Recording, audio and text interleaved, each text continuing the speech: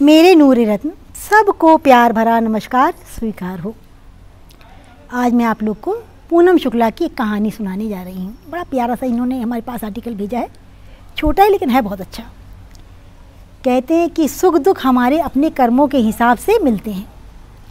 कहते एक बहुत बुजुर्ग दंपत्ति थे, बूढ़ा भी बुढ़िया भी।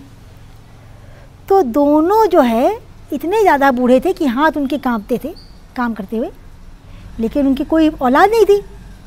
तो जो बुज़ुर्ग आदमी था वो स्टेशन पर चाय बेचता था, और जो उसकी पत्नी थी बूढ़ी माता, वो किसी तरह कांपते हाथों से चाय बना के केतली में भर देती, वो गाड़ी पर चढ़ कर दे आता।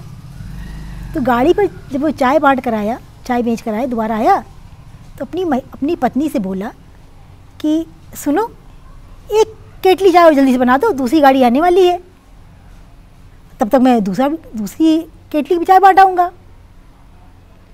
उसने मुझे पता था कि अभी आके यही कहोगे, मैंने चाय बना के रखी हुई है, लाओ मैं केतली में भर देती हूँ। और उसने कांपते हाथों से केतली में भर के उसे पकड़ा दिया।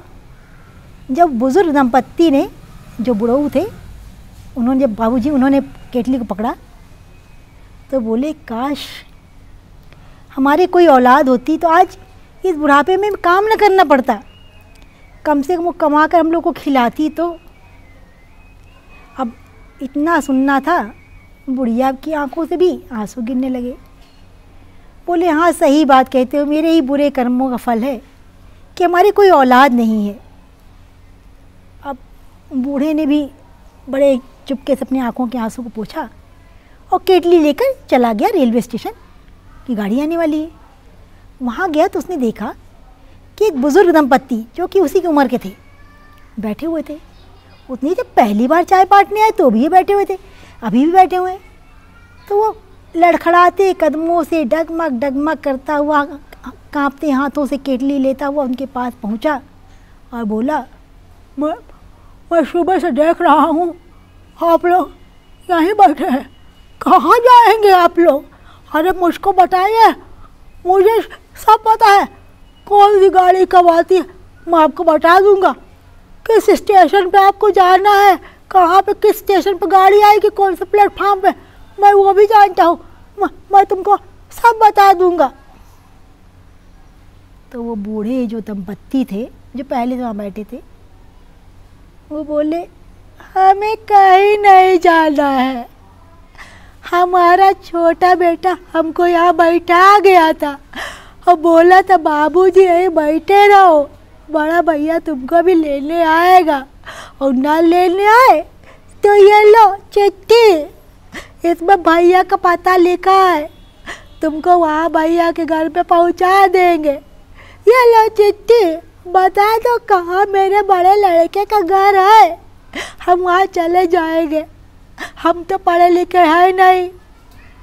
तो जो उसकी बूढ़ी पत्नी बैठी थी वो भी बोली, हाँ बेटा, मैं भी कुछ पढ़ी लिखी थोड़ी ना हूँ, हम लोग सुबह से एक कागज़ ले यहाँ बैठे हैं, कोई बता दे, बता ही नहीं रहा।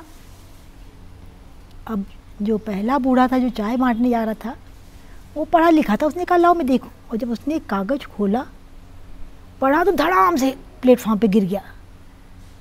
लोग दौड़े भागे, कोई हाथ रगड़े, कोई पैर रगड़े, अरे ये बुज़ुर्ग बाबा तो रोज़ सबको चाय बांटते हैं। पानी छींटे मारे उनको होश आया, कहा क्या हुआ? कहा कुछ नहीं। एक वहीं परिचित के उनको थे, उन्होंने कहा लाओ बाबा जी मैं आपकी चाय बांटाता हूँ, जो पैसा मिले आपको ला के दे देता हूँ, आप थोड़ा आराम करो। अच्छा भाई, सारी चाय बेच करके उसका पैसा उसकी जेब में डाल दिया। अब वो जो बुज़ुर्ग थे वो उन दोनों को लेकर अपने घर गए, चलो मेरे घर।